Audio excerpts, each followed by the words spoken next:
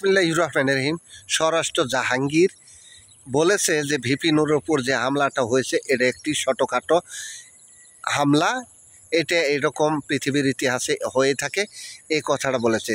তাই বলে কি আপনি এই প্রশাসন দিয়ে এরকমভাবে একজনকে নিরাপত্তা দিয়ে যে আরেকজনকে মারবেন, এটা আইনে কোন জায়গায় আছে পৃথিবীর ইতিহাসে যে প্রশাসন এইভাবে তাকে মারবে? আপনি বলেন। স্বরাষ্ট্র উপদেষ্টা জাহাঙ্গীর এই কথা বলেছে, ওনার তো এই পদে থাকার দরকার নেই। আর আমি বলবো অবিলম্বে যে প্রশাসন ভিপি নুরের উপর টাচ করছে এই কড়া অবশ্যই আইনের আওতায় তুলবেন। এরা হচ্ছে সেই ফেসিবাদী সরকারের গোন্ডা বাহিনী, এরা সে দেশের প্রশাসন হতে পারে না। এদেরকে অবশ্যই ক্লোজ করে এদেরকে বায়োডাটা নিয়ে এদের আইনের আওতায় নিয়ে আসেন। অনেক সেনাবাহিনী মারা গেছে, তার বিচার হয়নি।